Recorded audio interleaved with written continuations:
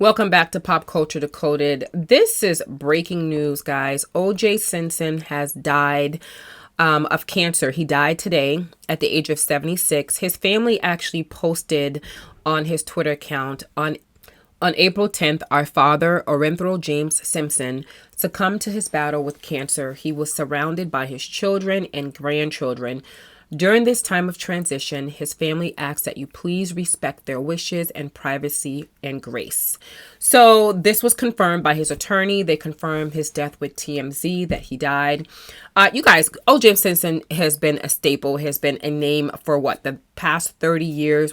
We all remember the big trial of the century, the 1995 trial. He was essentially acquitted in the brutal killings of his ex-wife, Nicole Brown Simpson, and her friend Ron Goldman. It was one of the most sensational trials of the 20th century, and it forever changed his life. It really did.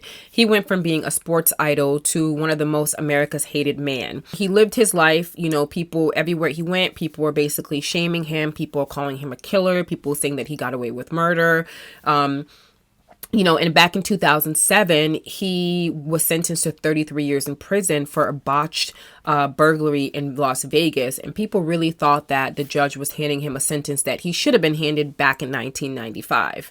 His ex-wife and Goldman were found outside her condo in Los Angeles. And Simpson was the person of interest in those murders. But instead of turning himself in, we all remember that very low speed chase throughout Los Angeles in his white Bronco. And that will forever be the memory that people have of O.J. Simpson. Him in that Bronco.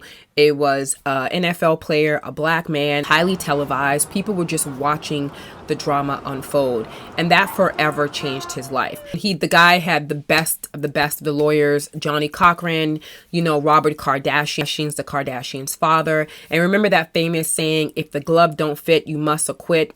Well, the glove did not fit, and they did acquit Simpson of the murders.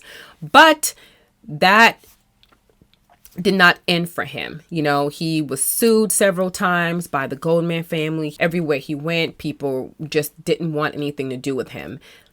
Of laying low like he should have done, him and another guy, Clarence Stewart, robbed two sports memorabilia dealers at gunpoint after breaking into their hotel room.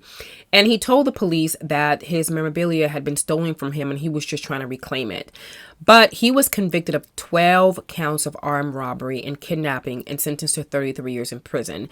And at 61 years old, he was sentenced 33 years, which is sort of a life sentence at that age, to be honest. But he only served 9 years in a prison in Nevada. And he was released on parole back in 2017. He pretty laid low. We didn't really hear from him. I mean, he talked about writing a book. He talked about, some business ventures, but he stayed low for a little bit. And in May of last year, he shared on social media that he had been diagnosed with prostate cancer and he's been doing some treatment. And then after that, we just really didn't hear from him. Today, we get to close the chapter on that book of what really happened to his ex-wife and her friend. I guess we would never know, right? He dies with the truth. We would never know what happened. Tell me what you guys think below. Do you think that O.J. did commit those murders, or do you think that he was wrongfully accused and he, died at peace knowing that he did not commit those murders? Let me know what you think in the comments below.